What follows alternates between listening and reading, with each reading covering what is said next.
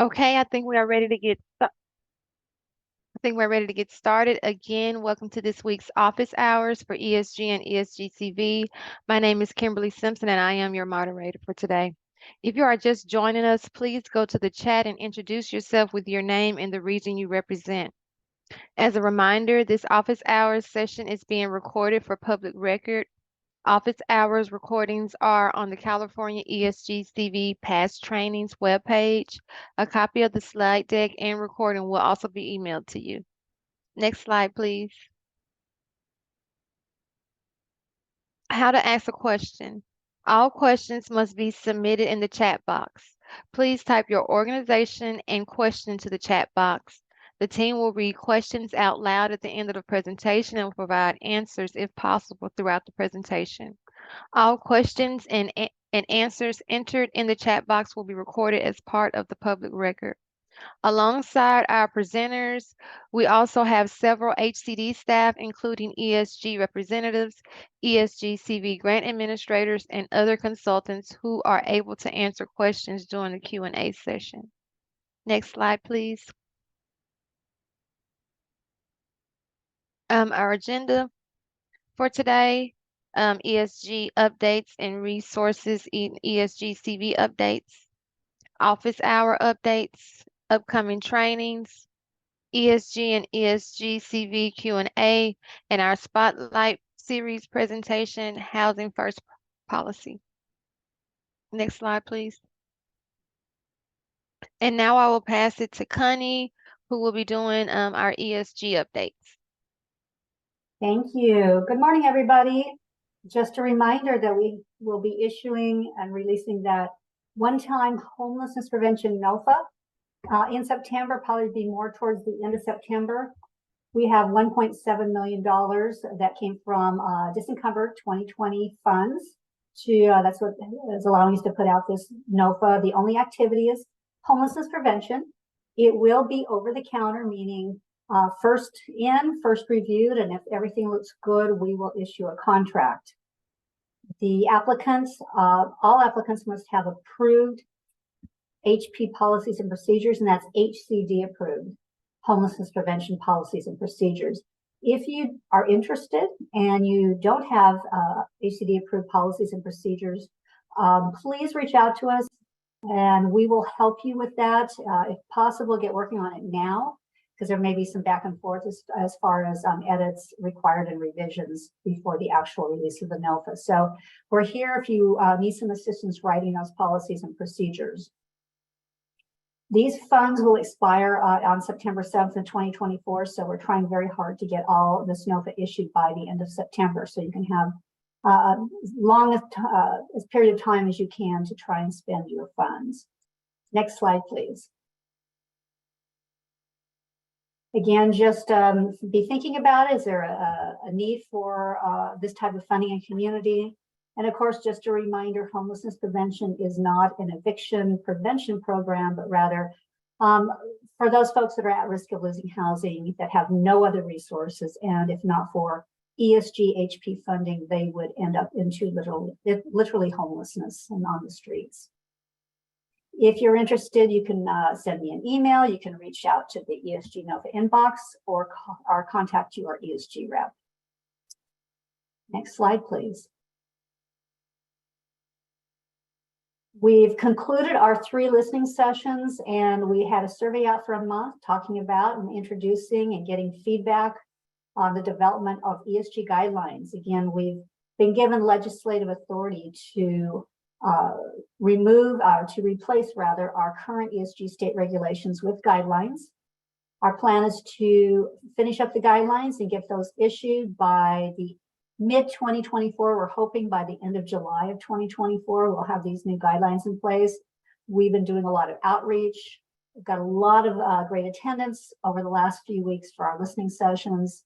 A lot of good feedback we've been compiling, we've been listening.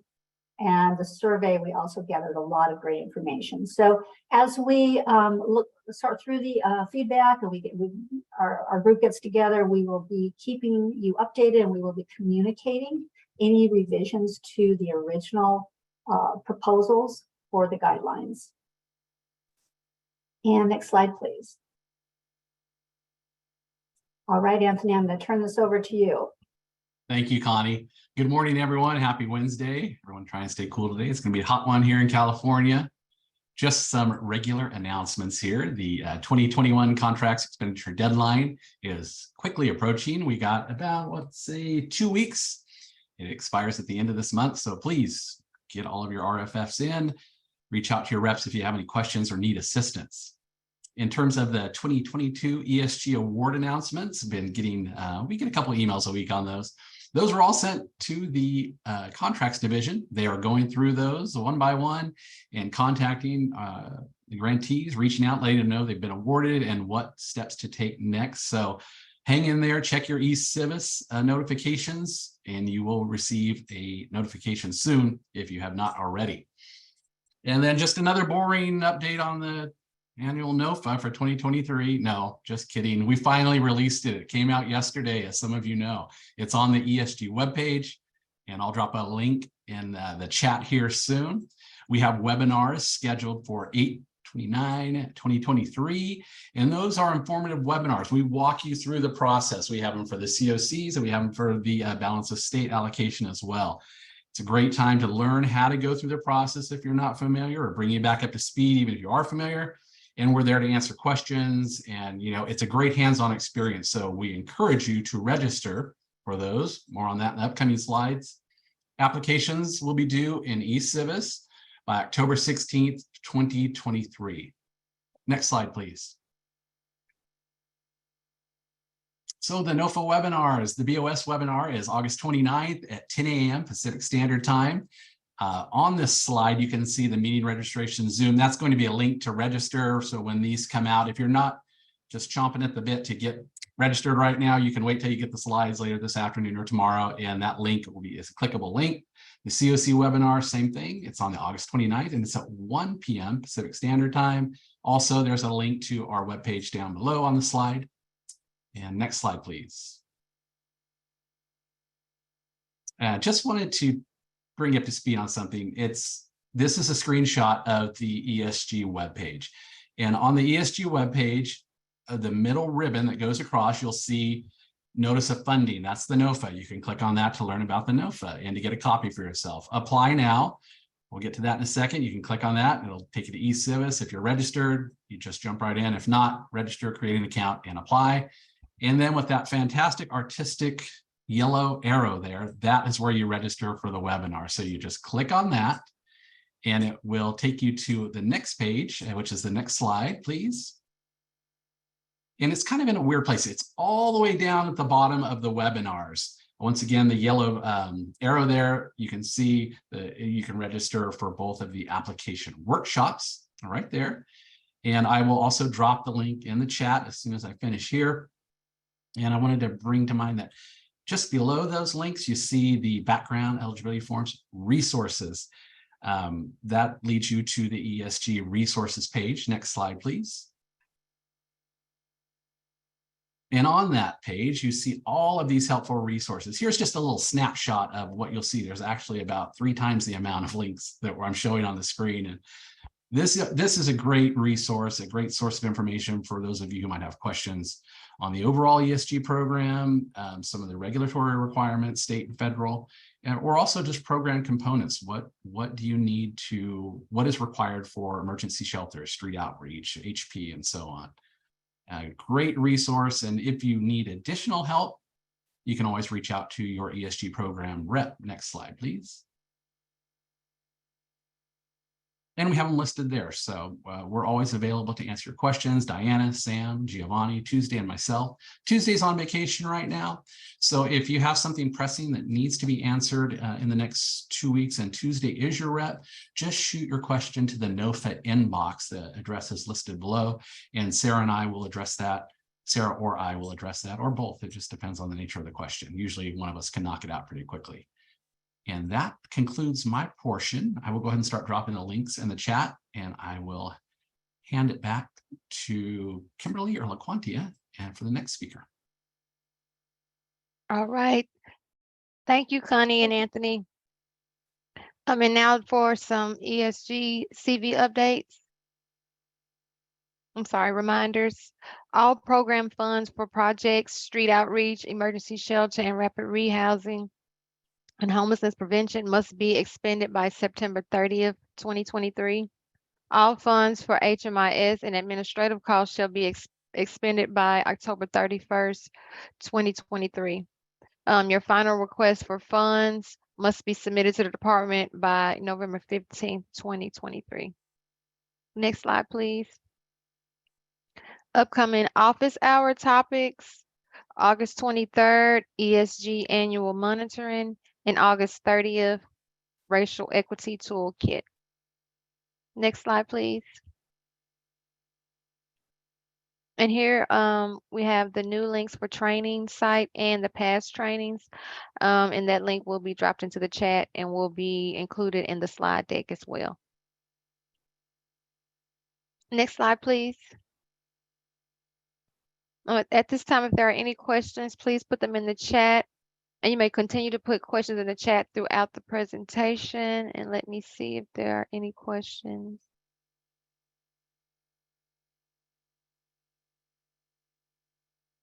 Hi, Kimberly. This is Anthony once again. I forgot something I wanted to mention. Okay. Just to let everyone know, the applications are live. You can go in and start your application now. And we have had a few go-getters who've already started. And there was just one issue that we have with the COC application. Our systems are not communicating very well between HCD and eCivis. So we're having some issues with the COC. We've sent in a repair ticket early this morning to eCivis, and we fully anticipate that that will be solved by the end of close of business today. So just an FYI, if you're a COC and you're in there and you're running into some issues, we will probably have that fixed this afternoon, early afternoon, but if not, you can wait till tomorrow and it'll be all taken care of. And that's all I had, Kimberly. Thank you so much. Thank you, Anthony. Okay, I see there are no questions.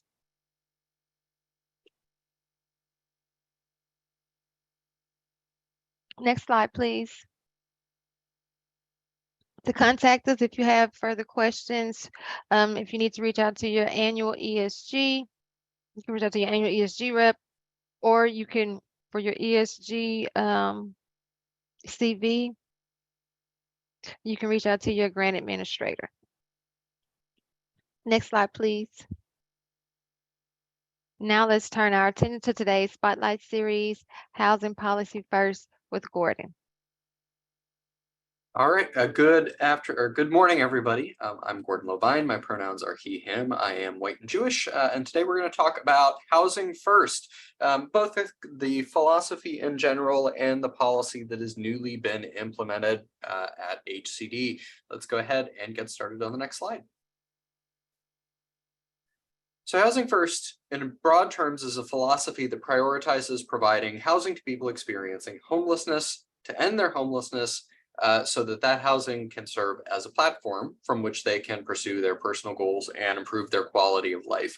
Put more simply, and with a little bit of evidence under it, housing first fundamentally says that everything that is challenging in the life of a person who is experiencing homelessness, all of the challenges that folks are experiencing, are exacerbated by the absence of housing, and can indeed be caused by the absence of housing.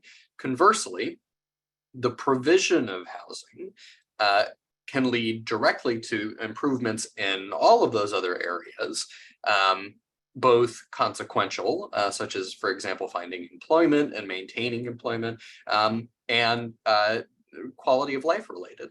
And so housing first as a philosophy says that instead of making housing conditional on checking a number of boxes, right? Instead of what historically was known as being quote unquote housing ready, that instead everyone is housing ready, right? Everybody is ready to be in housing, because being in housing is much more likely to lead to resolving the issues or achieving the milestones that historically have meant housing readiness rather than doing it the other way around. It's more efficient, it's more effective, it's more impactful, and it's more human-centered. There's a large body of evidence to back it up. In many jurisdictions, it's a requirement. For most COC program projects, it's a requirement. It is a widespread it has seen widespread implementation throughout federal programs that respond to homelessness. And in California, there has been state legislation related to Housing First for a long time. And now there is specific Housing First policy related to the ESG program for Housing First. So let's dive into what that means conceptually and what that means practically. Next slide, please. Okay, so principles of Housing First. And some of this is a retread, but we're going to say it twice because it's important that you understand the why. And I'm going to say again that there's a large body of concrete social sciences research that supports Housing First. It is very easy to find if you go looking for it. HUD is not the only one doing that research. And so if you have questions about Housing First, like, does this actually work? The answers are out there and they take very little digging to find. So fundamental principles. First, homelessness is a housing crisis. And that crisis can be addressed by providing safe, secure, and affordable housing. Do note, however, that this is not about saying that every person experiencing homelessness needs to receive a voucher or that every person experiencing homelessness needs to receive any housing subsidy at all. One of the most powerful emerging practices in homeless services is, as you've heard me say probably 15 times at this point, housing problem solving, which seeks to return people to housing without an ongoing subsidy via their existing strengths and support networks. The key takeaway from that is that the goal is housing, and the goal is to get people back to housing as quickly as possible via whatever means are available to them. For some folks, that's going to be their own steam. For others, it's going to be a subsidy. For some, it might be a combination. Next, all people experiencing homelessness can achieve safe, stable, permanent housing. For many people, this can happen very fast, especially if they're using housing problem solving. For others, it can take a lot longer, not just to achieve housing, but even to begin engaging with services. And I tell this story a lot, but my first COC was the Wisconsin Balance of State, which incidentally is a place that's snowed in 6 months out of the year most of the time. And so we had a much smaller unhoused population than you do in California or that we do in Louisiana due to many different factors, including the climate. And so in Wisconsin, there was one small rural community out there that had like a tiny urban center, and it was just like farms in every other direction. That's not an exaggeration. Wisconsin's a farming state. And so they had this like one tiny urban center of about 30,000 people. And they had one person experiencing literal homelessness, literal unsheltered homelessness in this community, just one. And for everybody else, when people dipped into homelessness, there was a local community action program and they got them housed, but there was just one guy who year after year continued to experience unsheltered homelessness. And there was a big burst of energy when he was first identified to try and get him to say yes to services or get him housed. And he said, no, I'm not interested. I'm not interested. And that that burst of energy sort of dipped back into gentle pushes every 3 months, and then it was every 6 months, and then it was kind of like every season change from snow to not snow. And over the years, people just kept reaching out to him and he kept saying, no. And finally he said, yes. The recorded, I've forgotten what the actual number was. I think it was 77, but it was at least 70 outreach attempts over several years recorded in HMIS before the person in question even began accepting services. Ultimately, he went into a PSH project, but it took a long time. And so the assumption that people need to be housing ready, to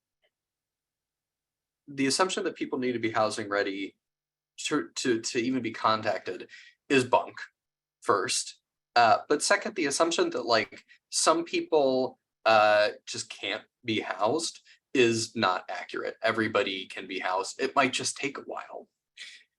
Third, everybody is housing ready. This is pretty direct. People experiencing homelessness frequently do experience challenges navigating the transition from homelessness to housing, but that shouldn't be a reason to delay their return to housing. Instead, it should prompt y'all to assist participants in addressing the needs that occur during that transition or that transitional period. What we want you to do is flip it around. It's not about getting people housing ready. It's about getting service providers ready to house, right? You've got to be in a position to help people get into housing, not waiting there for people who are housing ready to present themselves. And we talk about that sometimes as the low-hanging fruit problem. In any given community, there are going to be people who are experiencing homelessness who are relatively easy and straightforward to return to housing, and people who are not so straightforward to return to housing. A service provider that only works with people who are housing ready, they're going to house that first population of people and never do anything about that second population. They are only accessible to the they're only accessible to the people who are most likely to request services, and they're only going to serve the people who are really most able to navigate systems, who tend to be the people who are most likely to return to housing under their own steam anyway. And conversely, they will neglect the population that most need services and is least likely to be able to navigate their system. And so it's really about reconfiguring the way you think about serving participants to say, we will proactively go after services for folks who are least likely to raise their hands, come to us, meet us in a place, and we want to find those folks and serve them. So instead of just grabbing the lowest hanging fruit off the tree, we're really going to make sure that we take all the fruit off the tree, right? We serve everybody. Next, achieving housing often results in quality of life improvements. We talked about this before. There's a slide I like to include somewhere around here that shows like the mind of the service provider. And the joke of this is that the brain or the mind of the housing service provider says, well, I want to help people. And the joke is, of course, that like none of us got into this business because we thought it was going to make us rich, right? We're here because we want to help people. The best way that we have as housing providers to help people from the jump is just getting people housed. Housing is the staging ground for quality of life improvements. And so, you know, one of my driving forces in homeless services increasingly is oriented around domestic violence prevention, right? Helping people cope with and respond to immediate and long-term trauma related to domestic violence, dating violence, sexual assault, and stalking. And if I want to do DV response, part of that, because it's the biggest unmet need in any survey, as far as I know, ever taken of survivor populations, the biggest unmet need and the most commonly requested assistance is housing related, housing and shelter. And so recognizing that if I am oriented around homeless services for people who have survivor related trauma, if that's my orientation, if my heart is on the survivor end of the spectrum, if that's what is filling my cup right now, the actions that I need to be taking are housing related, because housing, the absence of housing prevents people from dealing with more acute traumas, because the most acute trauma that you've got is, where am I going to sleep tonight? And answering that question in a stable way allows you to address those other important traumas that are not as urgent. And that's true for all of your quality of life issues. Next, people experiencing homelessness all have the right to dignity, respect, and self-determination. This is fundamentally about how we treat people experiencing homelessness. The two most frequent errors in thinking and acting here are treating people experiencing homelessness like either an element of the system to be acted upon, so like they're a number, right? They're an HMIS ID, or two, that they're problems or situations that need to be solved or fixed. These errors are rooted in all sorts of different things, from like an overwhelming desire to help people that kind of overrides being more strategic about how we deploy resources, to secondary trauma from working in homeless services. And this is not really what this presentation is about, but secondary trauma is very real, right? And There are dozens of service providers on this call who are probably like, yes, secondary trauma is real. The solution ultimately to those errors is remembering, believing, and acting on the reality that all people, including people experiencing homelessness, have to be recognized as complex and fully formed, with needs, desires, and preferences that need to be honored by their communities, including their service provider communities. Which means at the end of the day, that if somebody says, I want housing, you have to be like, yeah, okay, cool, you want housing, that's great. And if somebody says, I don't want housing right now, okay, they don't want housing right now. You can advocate for that, but you can't convince somebody that that's what they want. So instead, the question is, what do you want? What can we do? What can we do to make your life better? What can we do to get you to a place where you will eventually say yes to housing? Doesn't have to be today. What can we do to move you along from where you are to where you want to be? And where is it that you want to be? Those are all important questions that you will not find on a quantitative assessment tool, or rarely will you find them on a quantitative assessment tool. Tied to that, finally, is that participants dictate the configuration of housing and services that they receive. In addition to what I just said about dignity, respect, and self-determination, at the end of the day, homeless services are more effective when they're responsive to what an individual participant needs. One of your primary jobs when you're working with participants is to try and understand those needs, which always begins with first asking people what they need, and then second, believing them when they tell you that they need that. Case management techniques way outside the scope of what we're talking about today. And fundamentally, I'm not a case manager, I'm a systems person. But this is where approaches like trauma-informed care and motivational interviewing come into play. And the takeaway that I would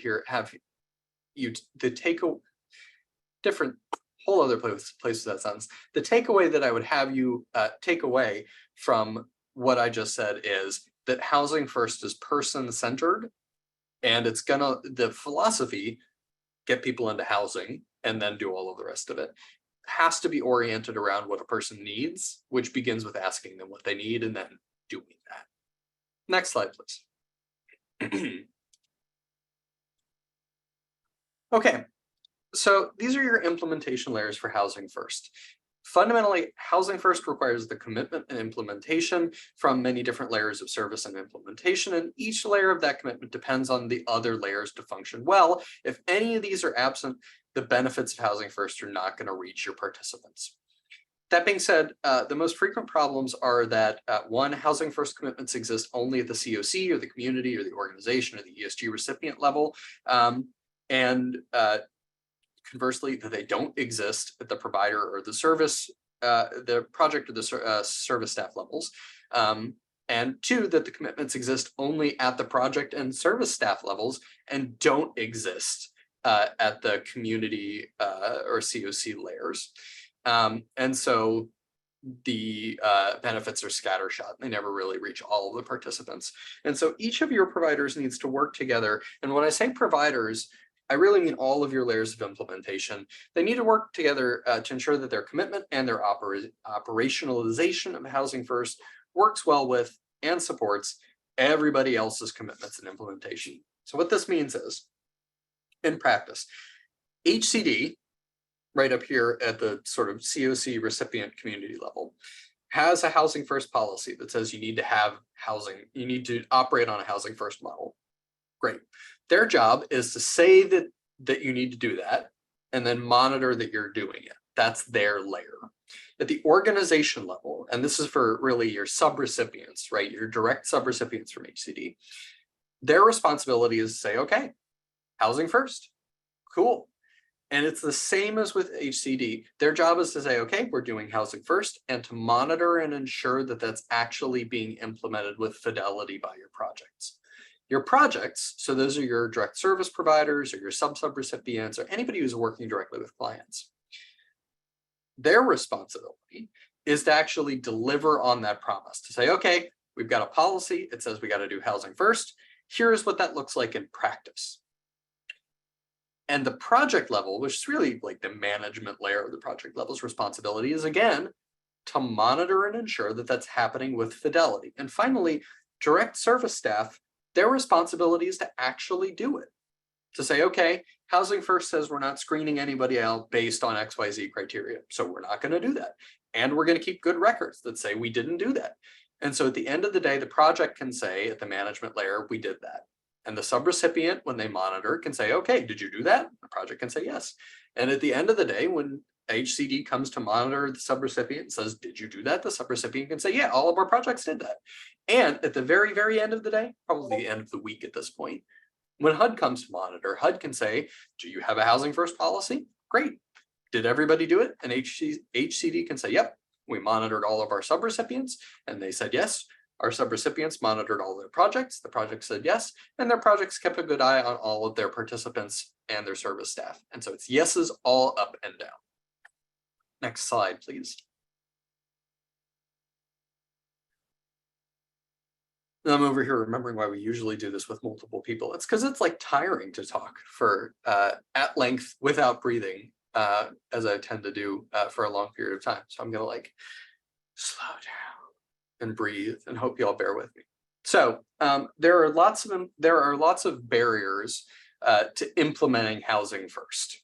Thank you, LaQuante, I appreciate that. Overcoming those barriers require a variety of different techniques that can be implemented at the COC level, the community level. This is your subrecipient layer. And we talk about it in terms of at the COC layer, both because many of your subrecipients are your COCs, right? There's not a whole lot of distinction there, but also because your COCs are your partners in Housing First. They're required to do the same stuff, and they're going to be good partners both from a funding perspective and a community development perspective in making sure that this is true, just sort of all up and down, right?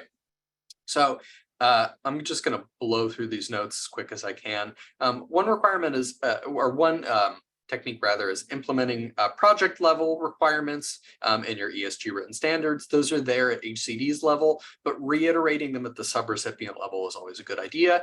Also, making sure that they're the same in your ESG standards as they are in your COC written standards can really simplify implementation for your projects. You can streamline access to housing subsidies through your coordinated entry system. This is really ultimately about making sure ESG and COC and other programs, SSVF and PATH and RITOP and local funding and all of our many programs that do pretty much the same thing, that they are all flowing through coordinated entry as a central determinant of prioritization to ensure that assistance is going to the right folks in the right order, prioritizing people based on need, but ensuring people aren't screened out based on prohibited criteria, which we'll talk about more later. You can create a system level partnership with your non-coordinated entry housing subsidy providers. This is more important in California than anywhere in the country because you have more non-coordinated entry subsidy providers than anywhere in the country. Coordinated entry is kind of what you make of it. This is not a coordinated entry presentation. I'm not going to land on this too hard.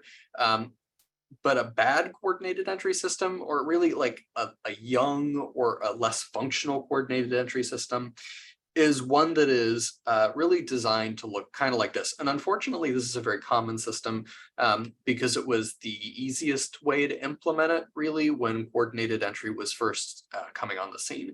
And if this sounds like your system, I'm not dunking on you, right? If this sounds like your system, you're not alone. And it's probably time to like reinvest, right? To think about this. But a coordinated entry system that looks like this is not going to be highly functional. A participant walks in the door of a shelter, street outreach provider, or drop-in center and says, "Hi, I'm experiencing homelessness. What can you do for me?" And the provider answers with, "I'm so sorry to hear that. First, we can connect you with shelter. And second, have you heard of the VI SPDAT or another quantitative assessment tool?" And then you do this like really intrusive 20-question questionnaire with people. And for the majority of the people that you talk to, that is the only thing that they ever get. It's called, sometimes it's called assessing to nowhere, where the only service that the coordinated entry system provides to the majority of participants is an intrusive questionnaire and the false hope that it might one day maybe lead to a subsidy. And that's crummy. It doesn't work for most people. It fosters mistrust in your system, feels bad to your providers. and you spend a ton of time assessing people that you don't need to. Again, this is way out of scope of this presentation today. All I will say is that a system that's oriented instead around assessing last and building relationships first and using housing problem solving as a primary tool to respond to a homelessness crisis is going to get much better results from a human-centered perspective and just an efficiency perspective in your system. You can develop system level partnerships, and that's at the COC level, though that's also at the state level, frankly, or the community level of multiple counties. You can develop those partnerships with landlords that include eviction prevention education.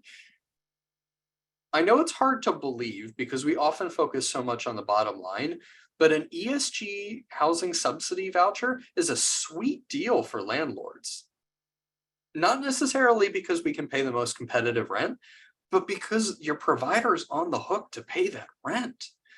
And so in a situation where a landlord has a choice between guaranteed rent for a long period of time, or maybe you can charge more, but you're kind of rolling the dice with your tenants, ESG is a sweet deal for landlords. And some landlords are going to want to take the highest paying customers they can get. And they've got a good setup for that, and that's what they want. But some landlords are going to be excited about like guaranteed rent. Like, I know I'm going to make my, I know I'm going to cover my monthly on this. Like, yeah, bring it on. That's great. Next, you can invest time and money in creating a range of return to housing models. Housing problem solving is what we're talking about here. You can build system level bridges to mainstream benefits providers. This is really at all levels of your thing, but your mainstream benefit providers, this is like everything from TANF and SNAP to Medicare and Medicaid to all of the other benefits that our population overwhelmingly qualifies for. Getting folks access to those benefits quickly is incredibly valuable. And I'm going to linger there for just a second and remind everybody that SOAR case management exists. SOAR, which is SSI, SSDI, Outreach, Access, and Recovery, is a program model that HUD promotes that can be funded by that SAMHSA promotes, and that HUD also promotes, frankly. It can be funded by a variety of different methods, but it really hugely increases the rate at which people are able to access and secure benefits under SSI, SSDI. Look into SOAR in your community. If it's not already there, look into whether you can fund it, for example, through PATH funding. It's a great project. It's a great way to ensure that folks who have a long-term, a severe and persistent mental illness or other disability have access to what they need to have money to live on. It's really a wonderful program. You can work with other funders to align resources other than COC and ESG with Housing First. That's what it says on the box. And you need to monitor the fidelity of Housing First at the provider and staff levels. That's for you subrecipients. You have to actually monitor, not just once a year. You need to make sure it's actually happening. Next slide, please. And I feel bad for the person running the slides because I'm dragging my heels a little bit through these slides. Project level implementation, this is stuff you can do at the service provider level. You can eliminate prerequisites at project intake. I guarantee you are asking for things that you don't need to ask for at the project level. Just everybody is. And if you really look at it and really think about what you really need at intake versus what you can delay until later versus what you don't actually need at all. When appropriate, you should try housing problem solving before you try housing search and subsidy. ESG Rapid Rehousing can fund housing problem solving. It's a great model. I encourage you to look into it. You can create a communications template to sell landlords on saying yes to participants. That goes back to talking about how ESG is actually a sweet deal for landlords. You can protect the legal tenancy rights and responsibilities of your participants. And that ranges from like making sure leases are correct to ensuring you have a good relationship with your local legal aid, low-income legal aid clinic. And they're out there and they do a great job. In my experience, building those relationships can be really valuable. This is important. Solicit feedback from your past and exiting participants about housing barriers.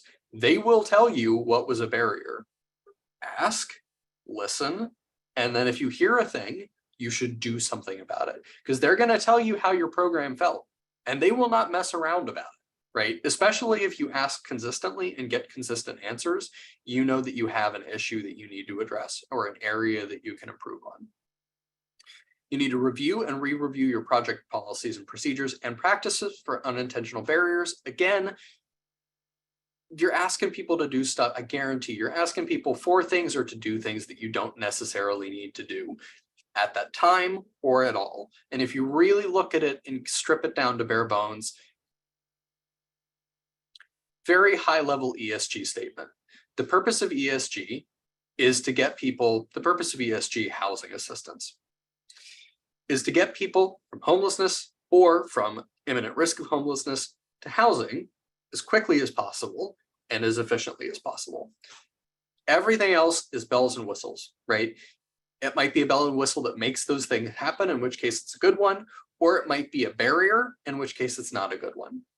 Doing that internal assessment to figure out whether or not you are really running the leanest program that you can in terms of what you ask of people is a good idea.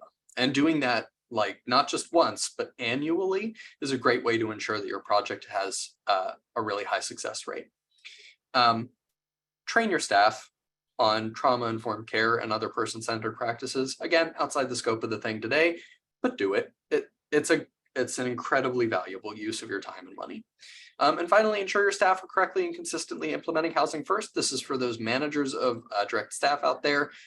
Get with your folks, make sure they know what they're supposed to be doing, and then hold them accountable to it on like a weekly basis, right? This is part of your practice. It should be part of your entire practice from policy to implementation on a daily basis, right?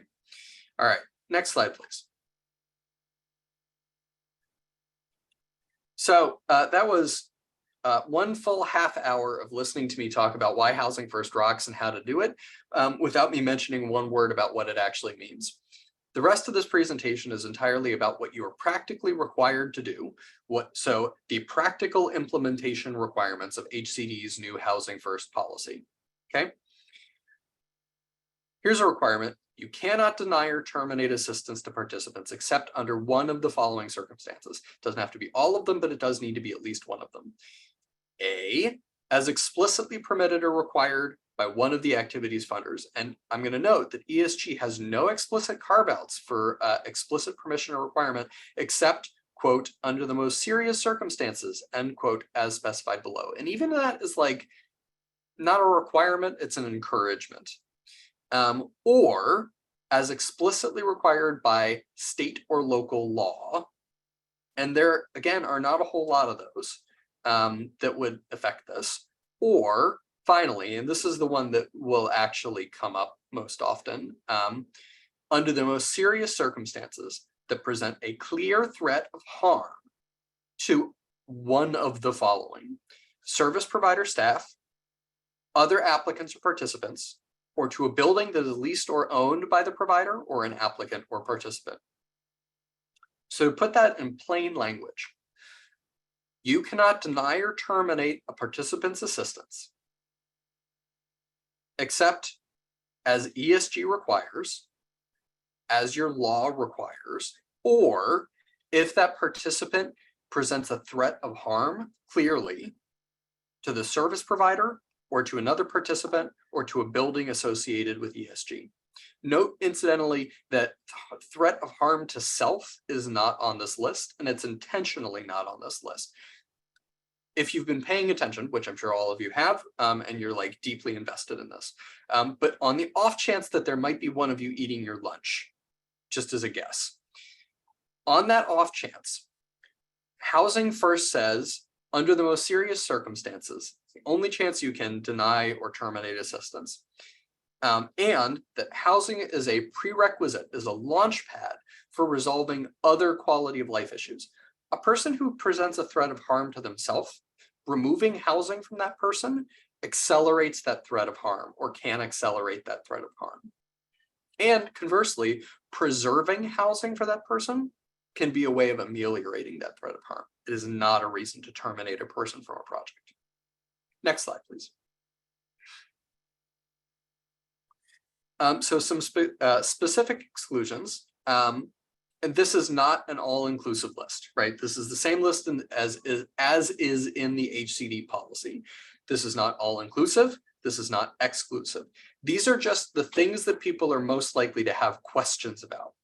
These are reasons you are not allowed to deny assistance or terminate assistance under ESG.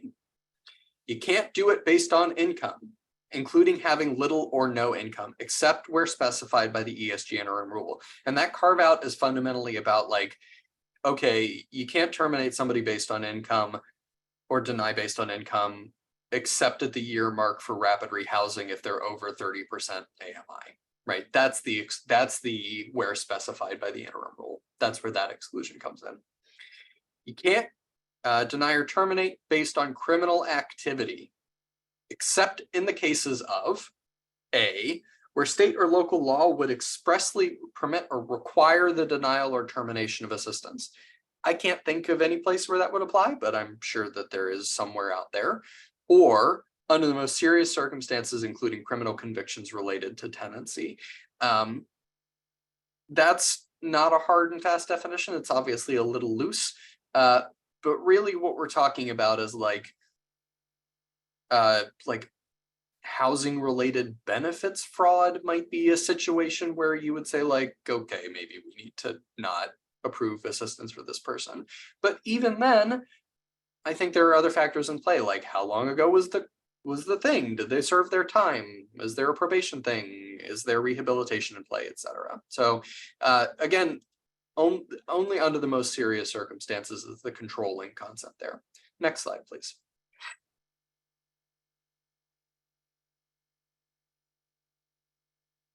We get the next slide, please.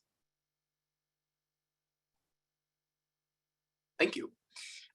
Substance use, you can't deny or terminate on the basis of current or a history of substance use, and you cannot make assistance conditional on participation in or completion of an alcohol or drug treatment program. Just gonna leave that there for a second while that sinks in. Program participation, and this is the one that, this is always the challenging one. Assistance cannot be denied because an applicant refuses to sign or comply with program rules. And assistance can't be terminated because a participation violates, is missing from the slide, but violates one or more program rules, unless compliance with that rule is imposed by the program funder, meaning HCD or HUD, or B, state or local law expressly requires adherence to a given rule. Again, these are few and far between circumstances where program rules are where program rules are an enforceable reason for program participation termination. As a general rule, you cannot terminate people based on non-participation. They can say, and I've seen this happen, participants can take a rental assistance subsidy, sign program rules, and then shut the door in your face for the duration of their tenancy. And shrug, you can't terminate assistance on that basis. And also, I don't know why you would want to, because if they're remaining permanently housed, sounds like a success. Case management, good. Devote your effort elsewhere. It gets a little sticky for non-contact participants if they're up for renewal and they don't get back in contact because it's not a program rule violation, and so we can't verify that you're still in the unit thing, and that's a little different. But in terms of like, this person is not showing up to case management, or they're not working their service plan, or they said no to a service offering, can't terminate on that basis. Next slide, please. Okay, rental history. Can't deny or terminate on the basis of rental assistance history, including but not limited to evictions. So an eviction is not a reason to terminate, including, by the way, an eviction from a subsidized unit. Somebody in your rapid program gets evicted, it's not a reason to terminate a person. It's a reason to help them find new housing. Pardon me. Finally, you cannot deny or terminate on the as the result of discrimination prohibited under the Fair Housing Act, we all know the various classes that are protected under fair housing. If not, it's in the policy. I would encourage you to go read it. And finally, you cannot deny or terminate based on as the result of discrimination prohibited under the Gender Equal Access Final Rule, which requires that everyone has to be assisted in accordance with their gender identity, that service providers cannot question a participant's gender identity, no matter how unintrusive and especially how intrusive that questioning might be.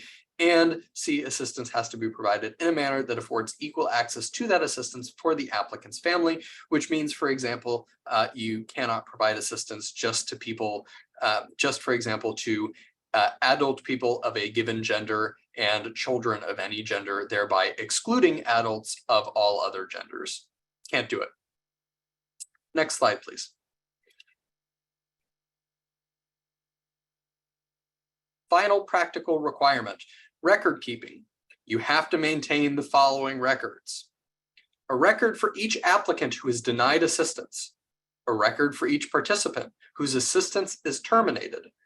Records should be brief while explaining why the assistance was denied or terminated and demonstrating that it was done in accordance with the policy that says you can't do it except under XYZ circumstances. One caveat to that: street outreach distinguishes between non-engagement and termination, because the reality is there's kind of a gray area between whether a person's participating or not. Participation in street outreach doesn't begin at first contact.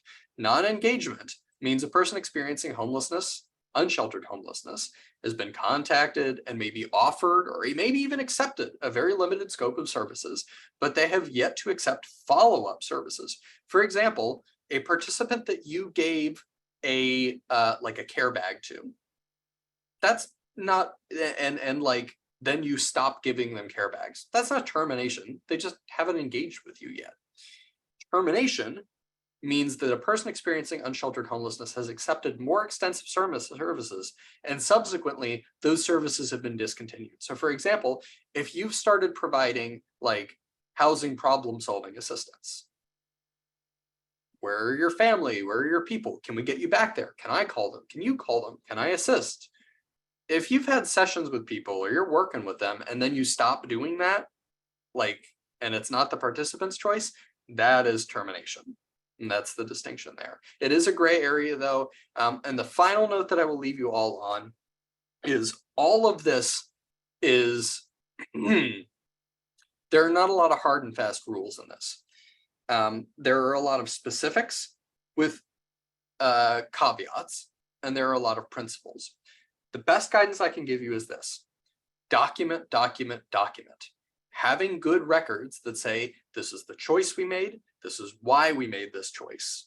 In every file, anytime you engage with a participant in relation to saying yes or saying no to providing or continuing to provide services, will serve you extremely well. Documentation is your best friend. And that's it for my presentation. I think we've got a few minutes for Q&A. Is that right, LaQuantia? That is correct. All right. Do we have some Q's that I can A?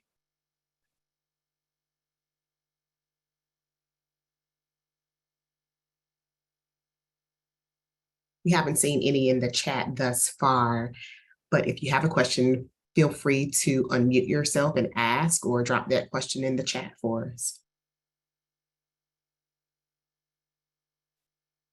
Well, I do want to uplift. We've got one comment in the chat about the assessment process. And again, this is out of scope for this webinar, but I do want to touch on this briefly because this is important. And I am not currently wearing my HUD TA provider hat. I'm wearing my California TA provider hat. HUD does mandate an assessment process, and HUD does mandate that the assessment process incorporate a quantitative assessment tool like the VI SPDAT. That's not the only one.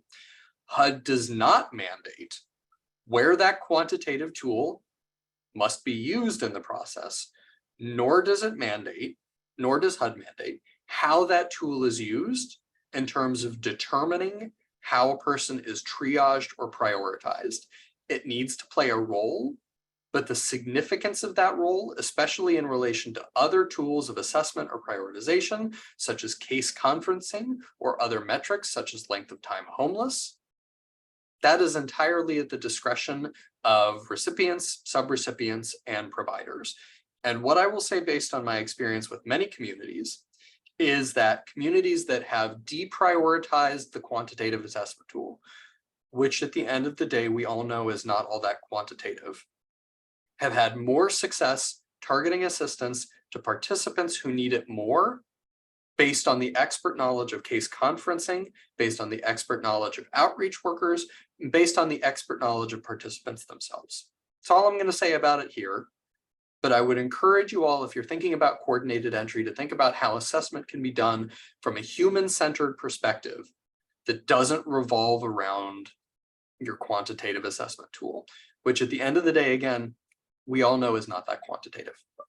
But do we have any housing first questions? I always worry when we don't have questions, because I always feel like either I did the best job ever presenting this information, which is not true, or there are like 30 people out there freaking out. So if you're freaking out, let me know. I'm happy to help.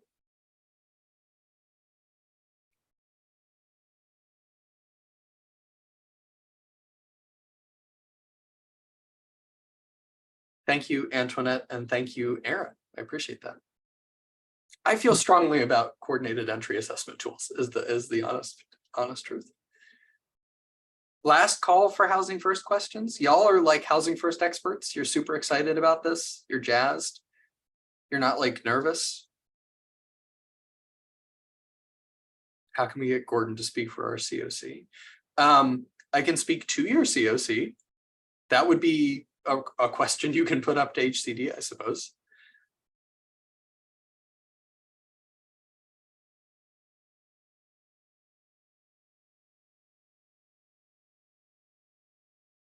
Speak for our COC. That's what you, yeah. We're here on contract. Talk to your GA. If you need a thing, let them know. All right. Well, nobody wants to talk about housing first today. I am, there's one. Veronica, you feel like you understand housing first, but your communities don't. Yeah, you are correct. I guarantee you're right about that. Y'all might understand housing first, but your communities don't. That's why we record these sessions. One of the things that you can do is say, like, who do we need to bring over to the housing first side of things? Sit them down and make them watch this recording. And then if you have questions, talk to HCD about it. The policy thing says you have to, but you do need to win hearts and minds, is the honest truth. If people don't want to do housing first, they will find ways around it. And so, you know, you got to figure out whether persuasion is finding a good study or sitting them down to watch a presentation or giving them the HUD policy brief.